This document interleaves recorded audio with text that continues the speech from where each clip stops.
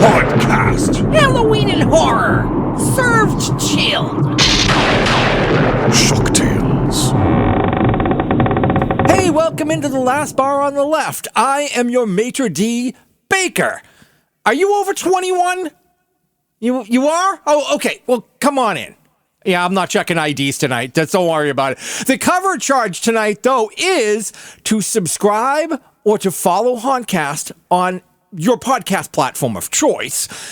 Give us a 5-star review while you're there. Refer us to a fellow Halloween freak. Follow our Facebook page. And most importantly, follow us on Instagram at hauntcast.podcast. I know it seems like a steep cover, but it's 100% free. And that's everyone's favorite flavor. So pull out your smartphones and help a brother out. Yeah, go ahead, do it right now. I'll wait. All right, there you go. Thanks. I appreciate that. Now follow me down to the back booth, where we'll throw back a few frosty adult beverages with my hetero life partner, who is just back from pressure testing his beach chair in the Hauntcast booth at the 2025 East Coast Haunters Convention. It's our master of horror disaster, Johnny Thunder. You know what? There's a couple things about that. First of all, you're asking people to give yourself a 5-star review. Dude, last weekend, you had a fan come up to the booth, and we're going to cover the East Coast Haunters Con later on, but, dude, you had a fan. She said, please subscribe me to your site, give yourself a 5-star review, and guess what you did? Guess what you did, sir? You gave yourself a what? A 4-star review. The genius at work. See, even I know I'm only worth 4 stars. And that's being generous. That's being generous. Now, the second thing is, I'll have you know, as I said, my beach chair is from DXL Extra Large Big and Tall, and that particular model holds up to 500 pounds. I'm not at 500 pounds, so thank you very much. It was very fine, but it was very comfortable. I was very comfortable last weekend. You did. You were like, kicked falling back. asleep. Yeah, and kicked back in your Porto Barker lounger, freaking lazy boy, with his feet kicked up, while just letting his fans just line up for autographs. Oh, it was. Yeah, well, I mean, the problem is though, there was also a, I have a beer cozy in the chair, and of course there was no beer the entire afternoon. You kept grabbing for it, right? I did. And there was half a case out in the trunk in my Jeep, and I was just like, oh God, is it 5 o'clock yet? Yeah, but it was nice seeing everybody, and like I said, hold on, we'll put a pin in that because we're going to revisit that. We have something important to do first, right? We do. Okay, we have a review of Sinners. I've been all over this world. I seen men die in ways I ain't even know was possible. Love you, brother. Be careful. I will.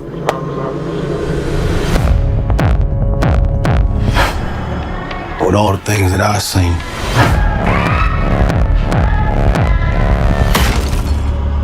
I ain't ever seen no demons, no ghosts, no magic. Till now. Now get back inside.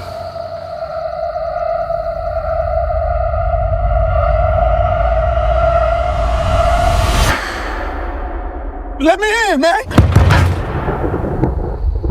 Some weird shit going on out here. You keep dancing with the devil.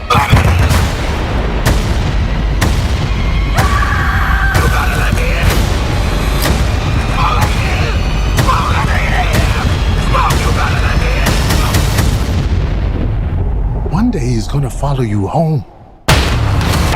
Now, Sinners is a new film from director-writer Ryan Coogler, who most people probably know from the Black Panther movies for Marvel, and also he did the Creed films. So this movie stars, of course, again, one of his favorite actors to work with, Michael B. Jordan, as well as newcomer to film, at least, Miles Caton, as well as other people, including Haley Steinfeld and my girlfriend, Jamie Lawson. Of course, she doesn't know she's my girlfriend. My wife doesn't know she's my girlfriend. She played the mayor in Gotham. But anyway, so it's really a well-acted, great cast. And here's the thing, usually we like to get into like spoilers and everything else about this film, but I can tell you, like, I purposely kind of avoided knowing anything about the film. All I knew is that Coogler and Jordan had a new film coming out. All I knew was that it was a period piece, and I kind of went into it hearing little things about, like, hey, it's kind of going to be up your alley. You might be interested. I never watched the trailer. I never watched any interviews, and I never read anything, which, again, I know it's hard in this day of, 24/7 news and, socials all over the place. But I think this is one of those kind of films where the less you know about it going in, I think it's much better. I mentioned this movie to you last weekend when we hung out, and I said, we should definitely check out Sinners. I heard it's great, and I didn't even get into it with you about like what was going on. So I don't know how much we want to get into it. All I would say is that it's a period piece set in Mississippi in 1932, and it's about a couple of siblings who return to their hometown from Chicago, and they're leaving kind of a life behind them with probably some criminal elements coming after them, trying to reestablish roots in their hometown.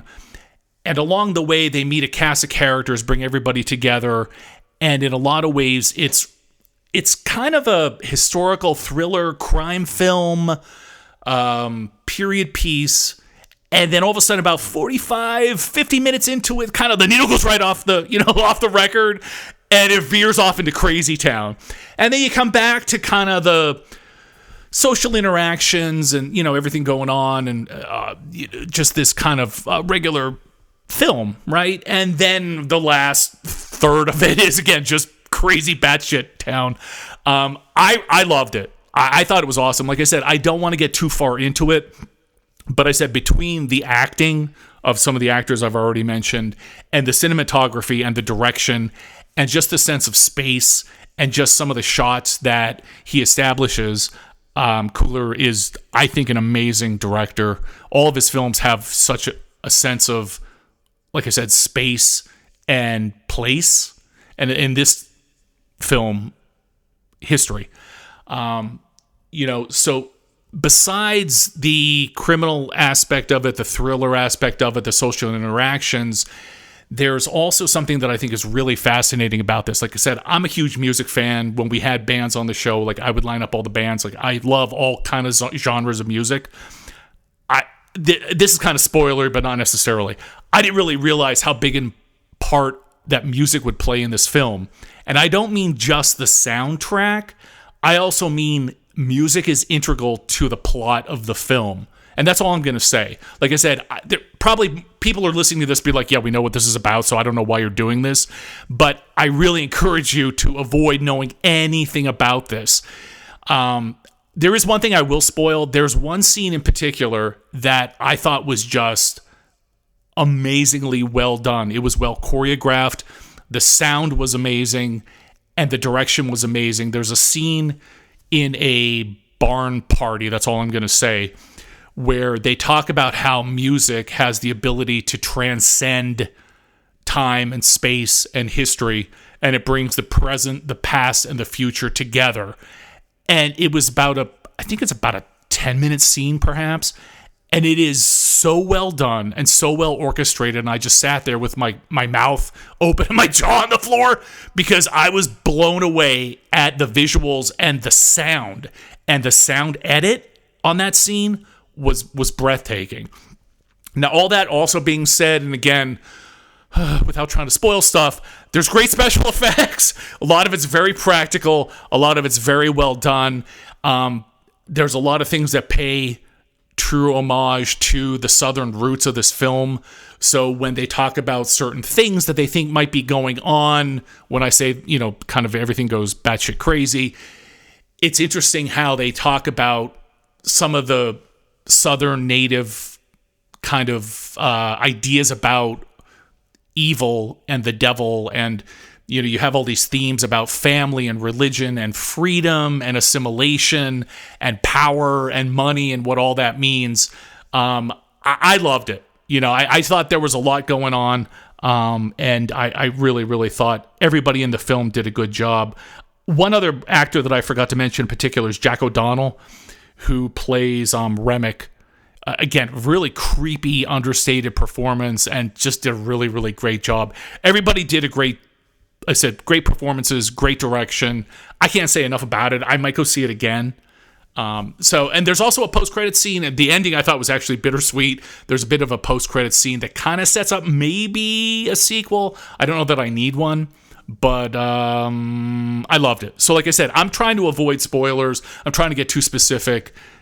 I would love to talk to anybody if you want to reach out, after you've seen it, let me know. But that's kind of my drunken rambling about the film. Oh. Okay. All right. Did you go? Did you even see it? I did. All right. I did. We were introduced back in February to that new genre, the rom horror. The romantic horror with hard eyes. Right. This is also seems to veer into that other kind of genre, the muse horror, the musical horror. This seemed like it was.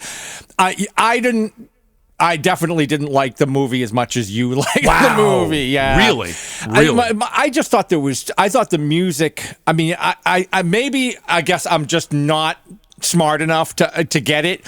But I didn't get the music. I thought that was too much. The music scenes took too much out of the movie. I felt like, and you always are one, we could take about 30 minutes off this movie or 15 minutes off of this movie.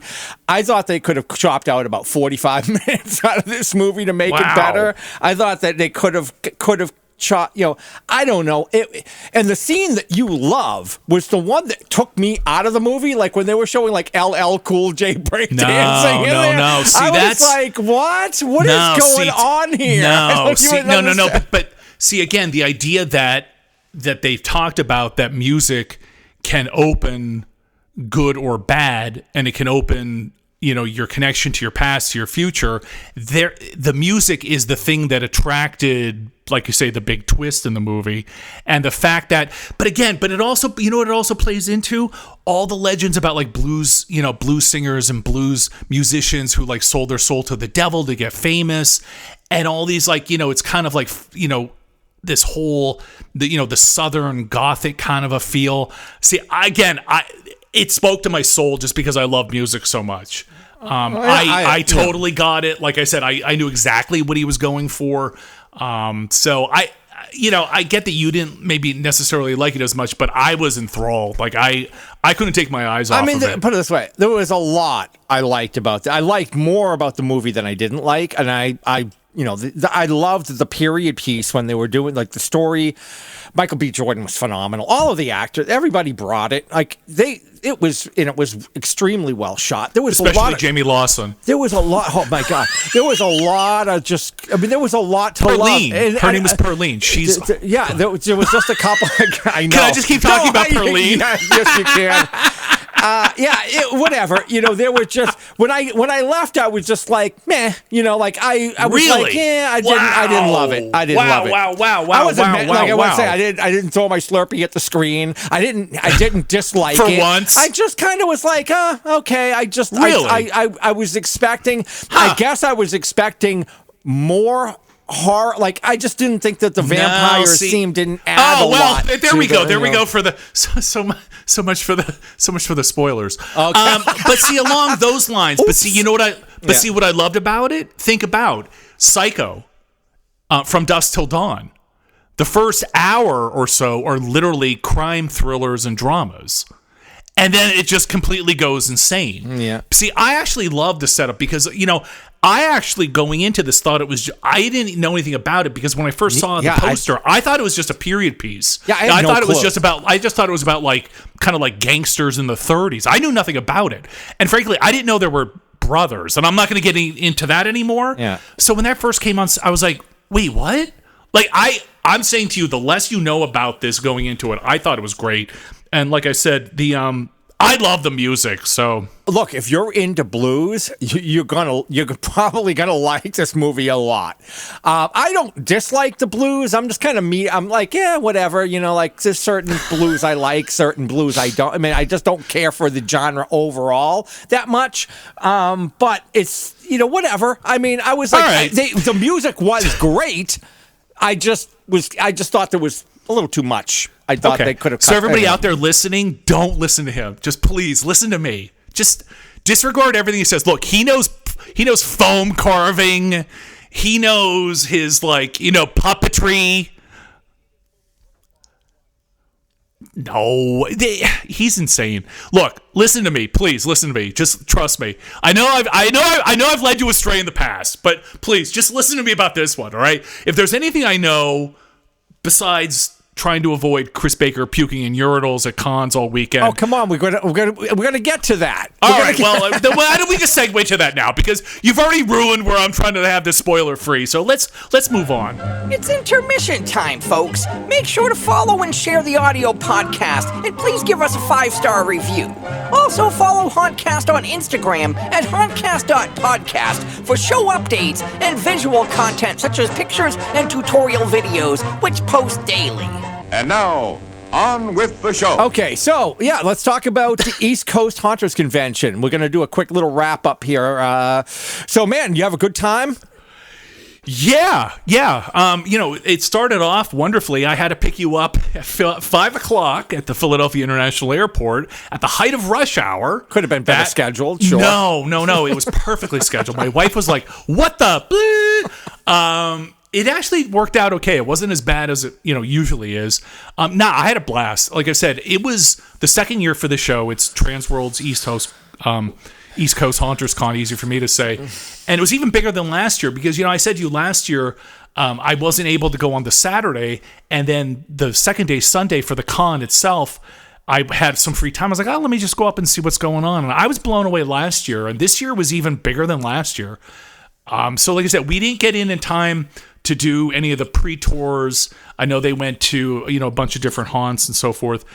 So we were only there we got in Friday night, we hung out, we did the floor show all day Saturday from 9:30 to 5. And then Sunday we were only there for a little bit because you had to get an early flight out. But it was even bigger than last year. And it was nice to just see so many vendors, so many other haunts there, so many friends, old and new. I'm kind of pissed that I didn't get a chance to do the entire show floor. I know, because just the way it worked out, like we couldn't get in Friday night to set up, so we had to go run in Saturday morning and set up, and we had like 45 minutes to get in, get set up, which we did in like 10 minutes, but I didn't know how long it was going to take. Right. So we get there, we had to rush in, set up, and then I'm just getting ready, and then I was like, okay, well, I was going to open the doors in 10 minutes or whatever, and then next thing you know, the doors are open, the place was packed, and it was just talking to people nonstop. And then by the time the day was over, it was like, get me the F out of here. It was a long day. Yeah, dude. It was like, let's just get out of here and get some drinks and get some dinner. And I couldn't wait to get out. So I kind of skipped seeing anybody on the way out. And then the next day, we had to rush right in on Sunday, and we were only there for an hour because I had to go catch my flight. So I'm like, damn it, I didn't get a chance to do the floor, which I wanted to do, and I feel like there's a whole bunch of people also that I could have seen that I did not see there, even though we were talking to people nonstop. I was going to say I got to wander around a little bit on Saturday, which was awesome. I got to go over to the Bates Motel and Haunted Hayride booth. Got to see Gianna doing her makeup demonstration, which was awesome. I got to stop by a couple other ones, which was cool. But to your point, I didn't get to walk the aisles like I did last year. But we should also, before we talk about maybe Friday night, also, you mentioned Saturday morning, how we couldn't set up Friday night. We had to set up Saturday morning. So we were supposed to get there. Our plan was to get over there, I think, by 8:30. So, of course, we sleep in Saturday morning. We try to sleep in Saturday morning. And anybody that was there, you'll know. Saturday morning at 7:30, we're greeted by the fire alarm at the hotel. Yeah, we were in the Hampton Inns and That's it. Suites, and somebody was smoking weed in the hallway In the third floor and set off the fire alarm, and they had to clear the entire building. And now we haven't even showered. No. But see, what I love was like I wake up, I hear the fire alarm, I was like, what the? So like I'm like in my t-shirt and sleeping shorts, I throw on my sneakers, I grab my bag, and you look at me and you're like, are we supposed to leave? And I look at you and I'm like, I don't care what the hell you do. I'm getting the hell out of here. Like, so there was like going down the 4 floors. And like you had said, when I got to the 3rd floor, it just reeked of weed. And I was like, oh, let me guess. Some idiot was smoking weed and like set off the fire alarm. We all go outside. It's raining. It's like, we got to go set up. The show starts in 2 hours.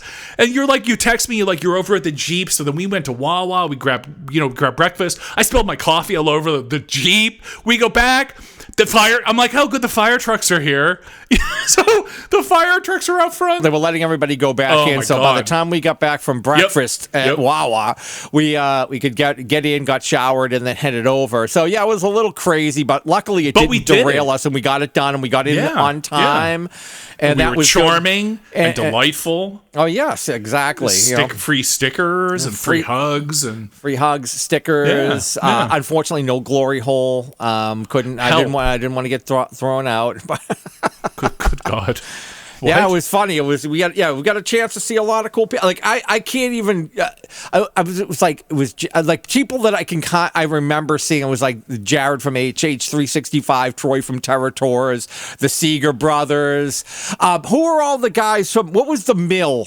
That all those guys from the mill that we ran into Lincoln, Friday night. Lincoln Mill. We saw them. They came up. My friends Carl and a bunch of other people came up.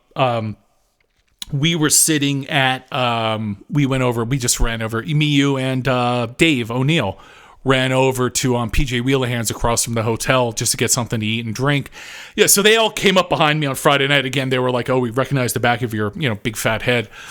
So we got to see them a little bit on Friday night, and they all came by again on Saturday. But yeah, like you had said, saw a bunch of people from the base came by, which was awesome. I got to see Randy and Ann, who I haven't seen obviously since last November at the cast party, which was awesome that they stopped by. Saw Ben Bates, I saw Garrett, I saw a bunch of other people. We saw Warren Maxwell stop by. We saw Tom and Stacey Waters, who we haven't seen in many moons. I ran into them the first con that we ever did. Oh my God, they were at that first con we ever did, and I remember because Denny found them somehow, and he dragged them over, and we hung out for a bit.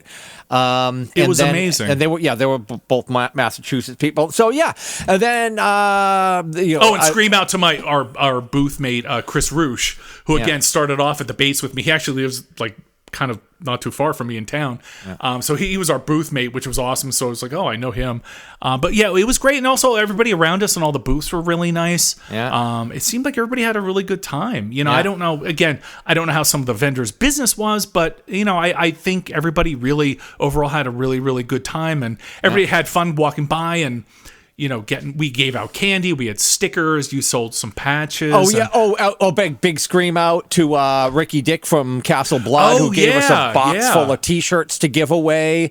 Somebody comes by and drops off a box full of t-shirts. He's like, Ricky wanted to drop these off, and I'm like, oh, am I supposed to be selling these? Oh my God, did I get myself into having to sell his t-shirts? And I go, what am I selling? How much am I selling? Am I selling these? And they goes, no, you're giving these away for free. And I'm like, oh, thank God. So we gave away, those were all gone in like under 30 minutes. They were all gone. But Dave O'Neill, just to make sure we give Dave a big scream out. Dave, well, I did. Thanks for the little. Thank you for listening to my part of the show. And Dave Calamari, his partner, stopped by the booth, which was Dave. Thanks for the beer. Forgot about that. Oh yeah, I finished that off the other day. Thank you. Yeah. So it was amazing. It was. I basically could sum it up as just saying it was a mini Transworld. It was a smaller version of Transworld. Absolutely. I thought it was that well done. Absolutely. Their lineup was. No wonder. Like I put myself in to be one of. I would say, hey, how about I'll do a seminar since I'm going to be there. Let me do. I thought it was going to be a lot more home hauntery seminar type style. No, it was big hitters. Oh yeah, they had John Denley. They had Alan Hobbs. They had Slacker. I think Jim. Oh, Jim Slacker. Yeah. I know Alan Hobbs stopped by our booth. Yeah. We're going to do something with. I told him, I go, hey, let's have you on, and I want to promote a Monster Camp. Let's talk about Monster Camp. Nice. We're going to do that soon. So yeah, it was just, and I lined up. I have lined up so many interviews. I was just like, I'm like, look, I can't even try to keep track of these. Just DM me on follow on Instagram, DM me, and we'll just set it up because I can't even keep track of all of this. And because the guy from what is it, Woods of Terror wanted to sponsor the show, and I'm like, hey, look, I don't even sure if I want to get into doing sponsorships. I'm like, I know it's crazy to say I don't want to take your money, but I don't think I really want to go down that road. I kind of did that before, and I'm not really looking to do it. I'm like, how about we just do an interview? So I'm definitely going to have an interview with him coming up. And then there was like the Woods of Chaos came by, and he was talking about doing the same thing. I'm like, what is going on? I'm like, what? I go, when I was trying to sell the show, I couldn't get anybody to pay me. Now I'm not trying to. And I get people trying to throw money on me. I'm like, I just rather just do this and not have to worry about shilling anybody's anything, Let's just have fun. And I just need content, man. I'll give you all the free content you want to do. I'll plug your stuff. No problem. And we decided not to do the party at Eastern State because we thought about it and we were just like, we're going to be exhausted by the end of the day, which we actually were. What was awesome was I was glad I got to take you to one of my favorite places like in the area because I'm like kind of local to the whole area. I got to take you to Phoenixville and I got to take you to the Colonial Theater where obviously the Blob was filmed and where Blobfest takes place every year. It was Blobtacular. It was a good time. I was glad you were able to get down because like I said, it's a really cool place. Yeah, we went to that Root Down like brewery microbrew place. Yep. Went over to and that was actually a fantastic experience. Like I was more than happy to do that because I've been wanting to do it for years. So when we were there, I was just like, this is kind of surreal. This is really cool because you've been talking about it to me for 15 years. And then I'm like, hey, I'm here. We walked in, and it was actually a much cooler, like nicer facility than I thought, because I know some of these hometown ones are kind of like small little things, but I was like, wow, it had like a nice little concession area, a lot bigger than I thought. Where I was recognized by one of the Bates Motel patrons. Yeah, he was. That dude was so funny. We're standing there. He was like, "Hey, you," and I was like, "He's like, do you work at the Bates Motel?" I was like, "Yeah." He's like, "Oh, I know you." I was like, "Okay." So we went over. He's a good guy. I recognized him because, like I said, he comes out with his son every year. Yeah. He was so enthusiastic about talking with us, and you mostly, not really, but it was funny. I understand, right? Yeah, of course. That, like he didn't know who. He was like, what podcast? Yeah, whatever. Anyway, Bates Motel, right? But yeah, it was awesome. The one thing I now regret is like, why did falling asleep for the last 45 minutes and snoring? There was that. Kinda. Oh, okay. Or, you know what I regret? The $25 ticket that I had to pay to the city of Phoenixville because I didn't put any money in the meter. I paid that on Sunday. I was like, damn you. Shit. Yeah, that was. What did you regret? No, that was. So that was because I barely drink anymore. I know it's a shocker to most people, but I had the Urinals of America. Thank you. Yeah, so I had a couple. I had a couple at Root Down. I don't know if I had three. I definitely had two. I had a couple. You had three. There. Then I had three there. Then I had three in the movie theater because they were serving there. And by the third, and I took an edible before we went in. So that thing kicked in. And then I had that third beer. And by the way, since that's not legal in Pennsylvania, this is just theater of the mind. Yeah. So this is all fictional. This is like a story I'm telling. Just like. And then, oh my God, so I got, obviously the best part of the movie, I was passed out. But when I say, when I say snoring, literally 3 people in front of us, like 3 rows turned around and were like, what? You were like... They're like, how could told you it's aliens, Oh son my of a God. bitch. The And- dude, like, literally right in front of us with the husband and wife, the dude turned around and he turned and looked at me and he was like, what the fuck? I was like, I don't know. I was like, Is that when you slapped me in the head and I woke up? That's when I elbowed you in the gut. Yeah. I was like, huh? What? Huh? Oh, shit. And then the movie was over. I'm like, damn it. I'm like, shit. Because it was a great experience watching. That was cool. It was cool. Watching 4/5 of Aliens at that theater. It was really cool. Yeah, it was awesome. That was a good weekend. It was fun. Like I said, it was everything was really cool. In retrospect, like I said, if we do it again next year, I'm hoping you can come in earlier on Friday, or maybe even come in Thursday. Maybe we could do like one of the pre-tours. Maybe we could set up on Friday and even stay Saturday or stay Sunday. We could do the whole show, and I could take it back, later, or. Yeah, I'll plan. I'll plan it. We will definitely be there next year. I will time it better so we can do a tour, because when we're out there, we might as well take advantage and do a tour. And one other thing, I want to just scream out: Dylan Hall fabricated another kick-ass Scully, and thank you for letting me be custodian of this second, Scully 2.0. He's proudly next to the beer fridge, so it's really really awesome. Yep, you have to take care of him. Yeah, and like I said, we'll see him next year in Oaks. Yep, he'll be back. Scully will be back. But you are actually going to be attending Midwest, correct? Yep, I have a booth at the Midwest, so I'm going to be at the Midwest probably only Saturday. I probably won't be doing anything on Sunday. I still have to figure out my ticket right now. I've got to get that purchased tomorrow. I'm thinking about maybe raffling off some hoodies at the table. So okay, we'll do some hoodies, like a raffle, but like you sign up for free. We're going to give away a couple of hoodies and give out some stickers and freebies and. Yeah, it'll be cool. Like I say, 2 of my 3 kids live out there now, so it's a great excuse to get out there. So I will be there. Yeah. All right. Awesome. And you won't. And you won't be there. No, I will not be there. No, all right. I will not. I will be ready. I will be getting ready to go to the beach, so I will not be there. You've had enough of me already to last you for another year. Well, that's true, but unfortunately, I think we're going to be recording again next week because Clown in a Cornfield comes out this coming week. So, I think we should probably try to, unfortunately, talk again soon. All right, hold on to your butts, kids.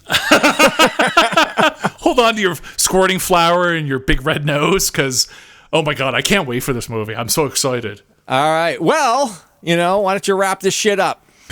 All right, everybody, as always, thank you for listening. This is Johnny Thunder with Baker, reminding you to stay scary. Please like, subscribe, comment, give us a 5-star review, share with friends, and buy us a beer if you see us out in the wild. Follow us on Instagram at hauntcast.podcast for show updates, as well as more pictures and video content. Also, like and follow our Hauntcast Facebook page. Listen to the entire back catalog of our audio podcasts. Available on all podcast platforms, with over 550 segments now available. Until next time, stay scary. I got to warn you, you're doomed if you stay. Go. Go.